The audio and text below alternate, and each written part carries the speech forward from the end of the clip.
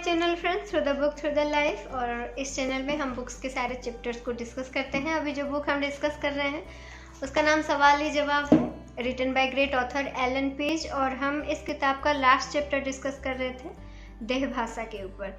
तो दोस्तों, इसका एक पार्ट हमने ऑलरेडी डिस्कस कर चुका है, तो आप लोग प्लीज़ उसके थ्रू जाइए एंड बुक के थ्रू तो ज़रूर जाइए। और बाकी का जो बचा है आज हम डिस्कस करेंगे। तो देखिए, हमने पहले ये डिस्कस किया था कि देह भाषा हमारे लिए देखिए कितना ज़रूरी होता है ना। हम अगर किसी को समझना चाहते हैं तो कुछ परसेंटेज हम उसके आँखों से, कुछ परसेंटेज हम उसकी बातों से समझते हैं, लेकिन 70 to 80% जो ज़्यादा परसेंटेज जो है, ज़्यादा समझने की जो संभावनाएं हैं वो हम उसके बॉडी लैंग्वेज से समझ सकते हैं। इसीलिए अगर हम बहुत सारे लोगों को लेके कुछ भी करना चाहते हैं तो ऑब्वियस सी बात है हमें उस लैंग्वेज को पढ़ना सीखना होगा। तो यहाँ पर हर बात में हमें एक चीज़ ध्यान रखनी होगी कि भाषा को आप एक जगह पर ना पढ़ें, सिर्फ एक वर्ड को लेके आप उसका अर्थ ना निकालें, है ना। भाषा को हमेशा समूहों में पढ़ें, यानी कि एक ग्रुप बनाएं। जैसे जैसे हमने बताया था, अगर आप कंफ्यूज हो रहे हैं तो जो लोग पहले एपिसोड नहीं देखे हैं प्लीज़ उसके थ्रू जाइए और बुक के थ्रू ज़रूर जाइए। तो हमने पढ़ा था कि वाक्य जो देह भाषा है, भाषा को समूह में पढ़े। फिर हमने देखा था कि पृष्ठभूमि कैसे चुने, है ना, पृष्ठभूमि के हिसाब से पढ़ें। फिर यहाँ पर और एक चीज़ राइटर बताते हैं कि जो महिलाएं होती हैं वो ज़्यादा अच्छे होते हैं देह भाषा को समझने में, क्योंकि उनका देखिए पुरुष और महिला जो है उनका बनावटी जो है वो अलग अलग है, ठीक है। हमें हमेशा लगता है कि हम जो बोलना चाहते हैं, हम जो इशारा करना चाहते हैं वो समझ क्यों नहीं रहे हैं। देखिए उनके दिमाग में वो हिस्सा है ही नहीं, ठीक है। तो कुछ चीज़ें देखिए उनके पास है ही नहीं, कुछ चीज़ें हमारे पास है ही नहीं, ठीक है। तो उन सारी चीज़ों को लेके ध्यान में रखिए और हमेशा उसको एक नेगेटिव वे में मत लीजिए, ठीक है। सो अगर हम और कुछ जो चीज़ें हैं उसके बारे में इसमें डिस्कस किया गया है, जिसको देख के आप बहुत जल्दी अंदाज़ा लगा सकते हैं कि ये आदमी पॉजिटिव है या पॉजिटिव नहीं है, या फिर मुझे किस तरह से ये मुझे लेके क्या सोच रहा है। तो उस पर अगर हम ध्यान दें तो सबसे पहले आता है यहाँ पर हाथ बांधना। देखिए हाथ, देखिए आप ऐसे बांध सकते हैं, ऐसे बांध सकते हैं, ऐसे बांध सकते हैं, लेकिन यहाँ पर राइटर का कहना यह है कि आप जिस तरह से भी हाथ बांधे ये एक नकारात्मक प्रभाव ही डालता है आपकी श्रोता के ऊपर, ठीक है। अगर आप किसी के साथ रिलेशन बनाना चाह रहे हैं तो हाथ को ध्यान दीजिए, हाथ बांध के मत रखिए, इसको अवॉइड कीजिए, ज़्यादा अच्छा होगा। इग्नोर कीजिए, अवॉइड कीजिए। और अगर कहीं पर आप जैसे मीटिंग वगैरह में हैं या फिर लोगों को आपकी बात आप सुनाना चाहते हैं तो हाथ वाले कुर्सी दिया करें ताकि वो हाथ खुला करके बैठे, ठीक है। तो हाथ बांधने का एक मतलब हो जाता है कि देखिए कोई हमें आक्रमण करना चाह रहा है, या फिर हम एक वो अलग तरह से एक इनसिक्योर फील करते हैं, इसलिए हम जकड़ के बैठते हैं, खुद को जकड़ लेते हैं, है ना। तो ये चीज़ अगर आपके अभ्यास में है, बहुत सारे लोगों की हैबिट होती है हाथ बांध के हमेशा रहना, तो अगर ऐसा कुछ है तो प्लीज़ आप लोग इस चीज़ को धीरे धीरे, इस हैबिट को चेंज करने की कोशिश कीजिए।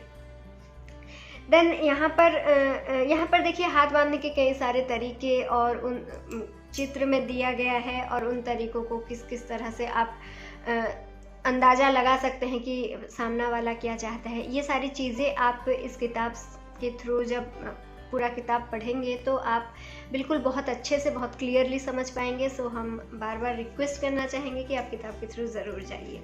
पहले हमने देखा कि हाथ बांधना। दूसरा एक हैबिट होता है बहुत लोगों का, हाथों से अपने जो चेहरे को छूना, ठीक है। देखिए ये भी एक नकारात्मक प्रभाव डालता है। अगर आप प्रस्तुति देते टाइम बार बार नाक को छू रहे हैं, आँख को छू रहे हैं, गर्दन खुजा रहे हैं, सिर खुजा रहे हैं, तो ये सारे नकारात्मक प्रभाव है, ठीक है। ये सारे नकारात्मक चिन्ह हैं जो कि आपकी श्रोता को आपसे छीन सकता है ना। आपके प्रोस्पेक्ट को, आपके लिए जो विश्वास आपके ऊपर होना चाहिए वो नहीं हो सकता है। इसीलिए ये सारे अभ्यास अगर आपके अंदर है तो इनको आप चेंज करने की कोशिश कीजिए। और आप जब प्रस्तुति दे रहे हैं, आपके सामने वाला अगर ऐसा कुछ एक्टिविटीज़ कर रहा है तो आप थोड़ा सा समझ जाइए कि ये नकारात्मक दिग में ही जा रहा है, ठीक है। तो जैसे आपको समझ में आ जाएगा तो हो सकता है आप अपनी प्रस्तुति को और ध्यान से दें और ज़्यादा उनका केयर करें, है ना। देन यहाँ पर देखिए कुछ उपयोगी चीज़ें दी गई है। कुछ देह संकेत ऐसे हैं, देह भाषा ऐसे हैं जो कि सकारात्मक होते हैं, जैसे सिर झुकाना, गाल पर हाथ रखना। देखिए सिर झुकाने का मतलब हाँ वो सहमति दे रहा है, गाल पर हाथ रखने का मतलब है हाँ आप जो बोल रहे हैं वो सुन रहा है।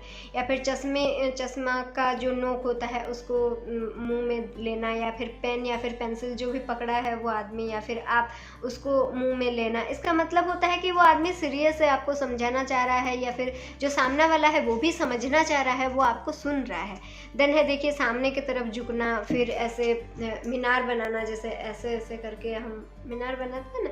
तो देखिए आप खुद भी इन चीज़ों को, ये कोई फॉर्मूला नहीं है कि आप उसको पुट कर देंगे और आपको पता चल जाएगा कि ये क्या सोच रहा है, ऐसा नहीं है। देखिए जो सकारात्मक लैंग्वेज होती है वो देखते ही आपको एक फीलिंग्स आती है कि हाँ ये सकारात्मक, ये सुन रहा है ना।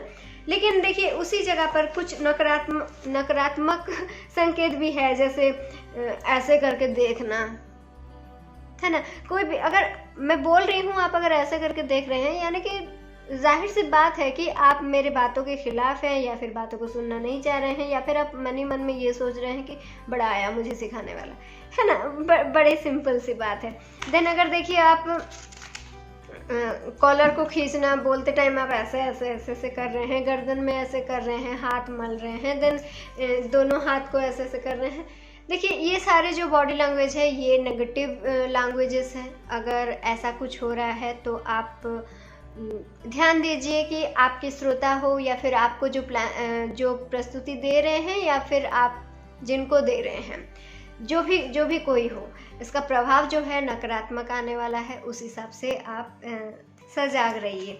देन देखिए दोस्तों, यहाँ पर जितने भी चीज़ें हमने डिस्कस किया, ठीक है, देह भाषा के ऊपर में हम बार बार बोले हैं, हमारे हर चैप्टर में हमने बोला है, और फिर आपको लास्ट में ये याद दिला दे रहे हैं कि ऐसा कुछ नहीं है कि ये कोई फॉर्मूला है आपको पुट करना है। ये एक एक्सपीरियंस है।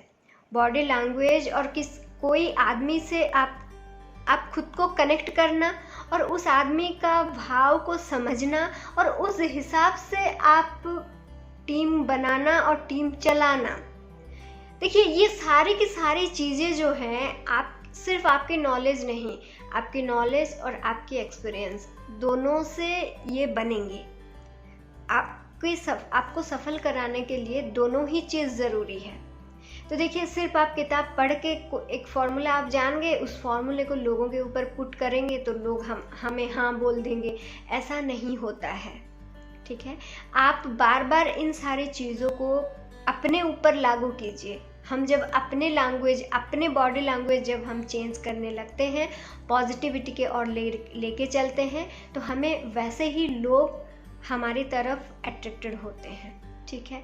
तो देखिए ये किताब जो है, ये जो पूरी किताब है, हमने एलन पेज जी ने इसलिए लिखा है ताकि हम जल्द से जल्द लोगों से सकारात्मक आंसर हमें मिले, हम जल्द से जल्द लोगों के साथ जुड़ पाएँ, लोगों के साथ रिलेशन बना पाएँ, बिजनेस बना पाएँ, एक टीम बना पाएँ।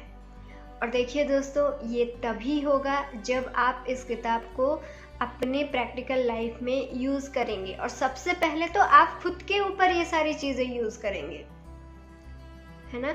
खुद अपना पहले प्राइमरी मोटिवेशनल फैक्टर निकालेंगे कि मेरा मोटिवेशनल फैक्टर क्या है, मैं क्यों ये काम करना चाहता हूँ, है ना।